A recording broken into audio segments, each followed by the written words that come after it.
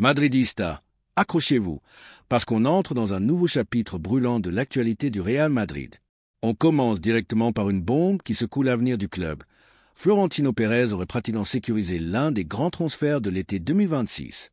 Tout laisse penser qu'Ibrahima Konaté, le défenseur central de Liverpool, portera bel et bien le maillot blanc, et cette fois-ci, il ne semble plus y avoir de doute. L'opération, pensée dans le cadre du profond renouvellement générationnel que traverse l'équipe, tombe à point nommé. En effet, le club anticipe déjà de possibles départs en défense, avec Antonio Rudiger et David Alaba cités comme candidats potentiels à un adieu l'été prochain. Résultat, le Real Madrid veut consolider son arrière-garde avec un nouveau pilier, et Konaté coche toutes les cases. Selon plusieurs médias, l'affaire est déjà pratiquement conclue. Le joueur, en fin de contrat en 2026 avec Liverpool, n'a pas l'intention de prolonger et aurait donné son accord pour rejoindre Madrid. Le plan est clair. Signé gratuitement à l'été 2026, avec un contrat de 5 ans, jusqu'en juin 2031. Son salaire exact reste encore à définir, mais ce qui est certain, c'est que Konaté se voit déjà comme un futur merengue. Une excellente nouvelle pour renforcer la défense, secteur clé des grandes conquêtes européennes. Parce que si cette saison le Real tient encore la baraque derrière, rien ne garantit que ce sera toujours le cas à l'avenir. Florentino préfère donc anticiper, sécuriser et continuer à bâtir une défense de fer pour les années à venir. Mais l'actualité immédiate, c'est aussi le retour à la compétition après la trêve internationale. Le Real Madrid entame un mois de septembre surchargé, avec ses rencontres programmées d'ici la fin du mois. Le premier rendez-vous est imminent, un déplacement périlleux sur la pelouse de la Real Sociedad. Et pour ce match, une mauvaise nouvelle est tombée. Eduardo Camavinga n'est pas convoqué. Le milieu français était attendu. On espérait qu'il puisse figurer dans le groupe, mais sa cheville n'est pas encore complètement rétablie. Touché par une entorse, il a fait quelques apparitions timides à l'entraînement, mais des douleurs subsistent et le staff médical ne veut prendre aucun risque. La philosophie est claire, aucun joueur ne sera précipité sur le terrain au détriment de sa santé. Camavinga reviendra bientôt, mais seulement lorsqu'il sera prêt à 100%. Les supporters peuvent être rassurés. Ce n'est qu'une question de temps, le club garde toute sa confiance en lui. En attendant, la question brûlante qui anime les débats est celle du couloir droit. Qui sera le titulaire au poste de latéral droit? Deux noms s'opposent, Dani Carvajal et Trent Alexander-Arnold. Carvajal revient tout juste d'une blessure, mais à l'entraînement, il paraît déjà très affûté, peut-être même à un niveau supérieur à celui de Trent. Pourtant, Alexander-Arnold représente une solution moderne, technique, et sa polyvalence lui permet d'évoluer aussi bien dans le couloir que dans d'autres zones du terrain. Xavi Alonso, en conférence de presse, a d'ailleurs abordé cette concurrence avec sérénité. Pour lui, c'est une situation saine et bénéfique pour tout le groupe. C'est une bonne chose, a-t-il expliqué. Cela oblige chacun à donner le meilleur de soi-même, car tout le monde sait qu'il y a un coéquipier prêt à prendre sa place. Trent et Dani ont déjà été utilisés à d'autres postes, parfois comme défenseur central, parfois même comme ailier. Leur polyvalence est précieuse, et leur niveau actuel offre des solutions multiples au staff. Derrière ces paroles, on sent qu'Alonso veut maintenir la motivation et l'intensité au plus haut, éviter toute zone de confort. L'équipe entre dans une phase décisive avec la Liga et la Ligue des Champions qui reviennent en force, et chaque détail compte. C'est une situation très saine pour le quotidien du vestiaire madrilène. Elle permet de maintenir une dynamique où aucun joueur ne se sent laissé de côté et où, finalement, seul celui qui mérite véritablement de jouer obtiendra sa place. Xavi Alonso lui-même l'a répété, ce sera un fil conducteur tout au long de la saison. La concurrence interne sera permanente et elle poussera chacun à se surpasser. Cependant, la presse espagnole ne cesse de débattre de cette question précise. Selon de nombreux médias, Dani Carvajal devrait garder le statut de titulaire indiscutable, reléguant ainsi Trent Alexander-Arnold au second plan. Mais certains observateurs doutent fortement que Florentino Pérez accepte une telle situation. Car au-delà du rendement actuel de Carvajal, il existe une évidence. Le Real Madrid doit assurer un changement générationnel. Dani, malgré son importance historique et son expérience, a déjà franchi le cap de la trentaine. À ce stade de la carrière, même les joueurs les plus fiables doivent bénéficier de repos réguliers. C'est là que la direction blanche pourrait mettre une pression claire. Faire en sorte qu'Alexander-Arnold obtienne du temps de jeu conséquent et s'impose progressivement comme l'avenir du couloir droit madrilène. Entrons maintenant dans le cœur de la conférence de presse donnée par Xavi Alonso à la veille du match contre la Real Sociedad. Le coach madrilène a ouvert la séance en soulignant la difficulté de ce déplacement. Bonjour à tous. Oui, comme vous le dites, La visite à Anoeta est toujours exigeante face à un adversaire solide. Heureusement, tous nos joueurs sont revenus en bonne condition après la trêve internationale. Aucun n'est arrivé blessé ou diminué. Nous allons pouvoir nous entraîner avec l'ensemble du groupe et c'est une très bonne nouvelle. Nous avons hâte de redémarrer après ce petit arrêt. Évidemment, une autre question a rapidement été abordée, le cas Kylian Mbappé. On lui a demandé si l'attaquant français atteignait déjà son prime, son apogée footballistique. Alonso n'a pas hésité à livrer sa confiance absolue en son joueur. Kylian est dans un très bon moment, pas seulement sur le plan footballistique, mais aussi en termes de personnalité. Après une première saison d'adaptation à Madrid, il attaque cette deuxième avec beaucoup plus d'ambition et de maturité. On le voit au quotidien. Il assume désormais ce rôle de leader, qu'il doit partager avec d'autres, car nous voulons bâtir un noyau fort à l'intérieur du vestiaire. C'est ainsi que nous allons construire ce que nous voulons devenir. Nous n'avons joué que 3 matchs, mais déjà nous travaillons à poser les fondations de notre identité, de la manière dont nous voulons évoluer et grandir ensemble. Kylian est fondamental, et l'autre jour encore, avec l'équipe de France, il a prouvé son importance en étant décisif. Nous avons besoin de lui. Enfin, Xavi Alonso a livré un point très positif concernant l'état de son effectif au retour de la trêve internationale. Aucun joueur supplémentaire n'est revenu blessé, ce qui permet de conserver le même groupe que lors de la dernière rencontre disputée contre Majorque. Une rareté bienvenue dans un calendrier aussi chargé. Ce qui compte avant tout, c'est que tout le monde soit revenu en bonne santé. Aucun problème, pas de retard, pas de joueurs diminués.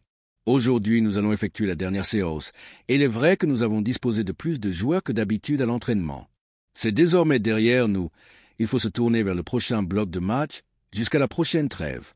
Nous voulons poursuivre la dynamique, continuer à progresser, car nous sommes encore dans une phase de construction. Le Real Madrid avance encore dans sa phase de consolidation. Après chaque rencontre, le staff technique prend le temps d'analyser en détail ce qui peut être amélioré et ce qui, au contraire, doit être solidifié pour donner une base plus stable au collectif.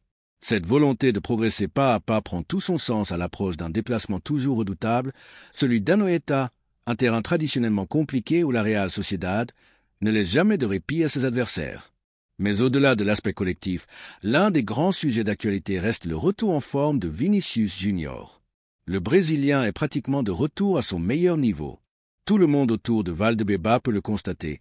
Il n'est pas seulement au point physiquement, mais aussi mentalement. Après une courte pause à Madrid durant laquelle il a pu se régénérer, Vini revient avec une énergie nouvelle et une motivation intacte. Dans l'entourage du club, on est convaincu que cette saison sera enfin celle de la consécration pour lui.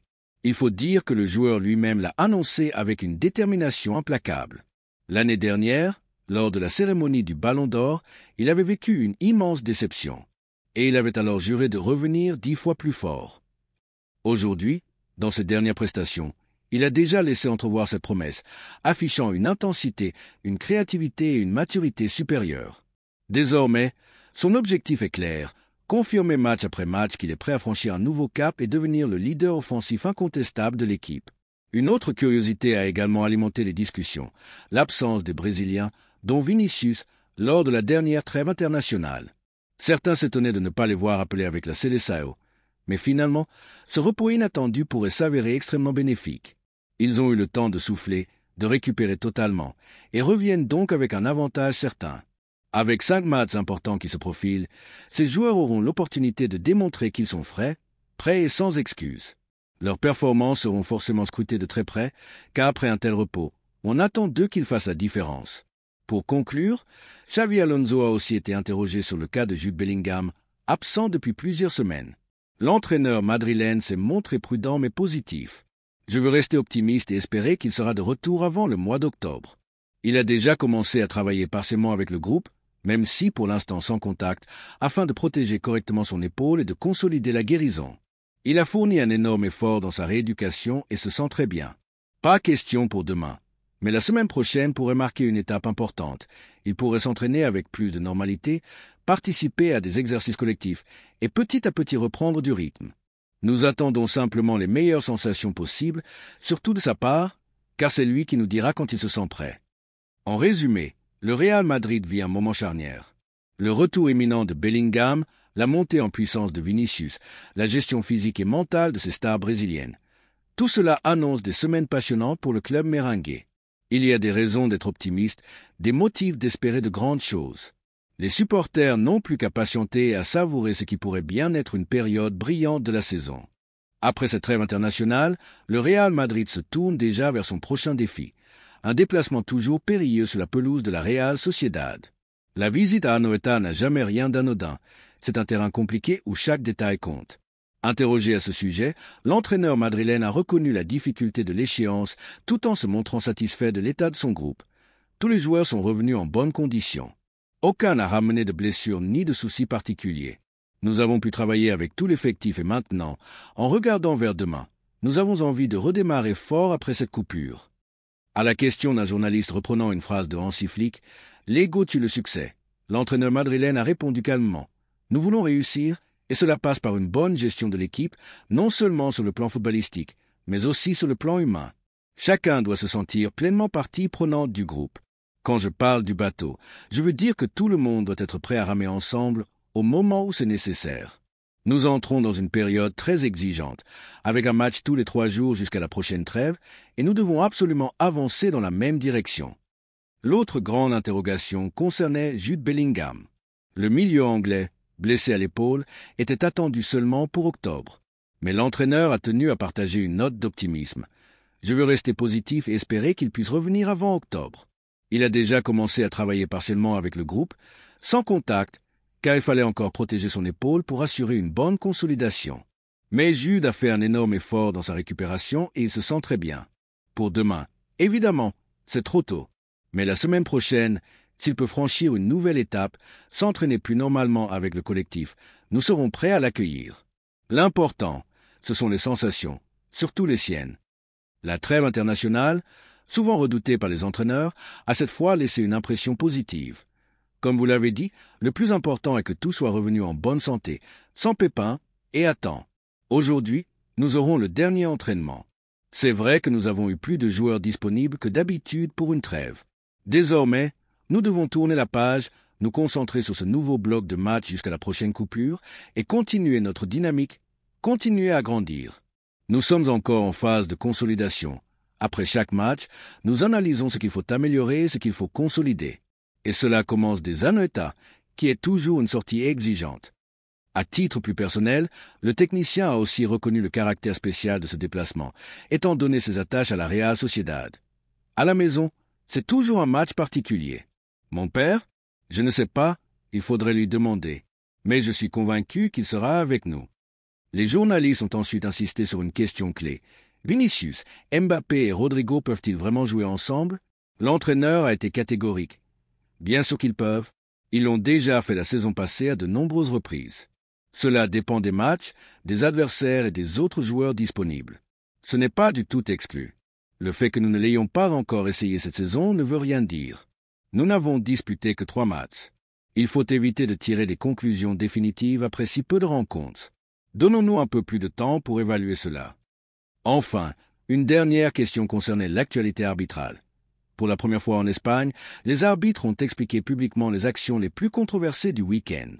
Sur ce point, l'entraîneur a réagi avec pragmatisme. Je ne pense pas que ce soit une mauvaise initiative. Évidemment, il y a des points où l'on peut être plus ou moins d'accord, mais si cela permet d'éclairer certaines situations, c'est positif.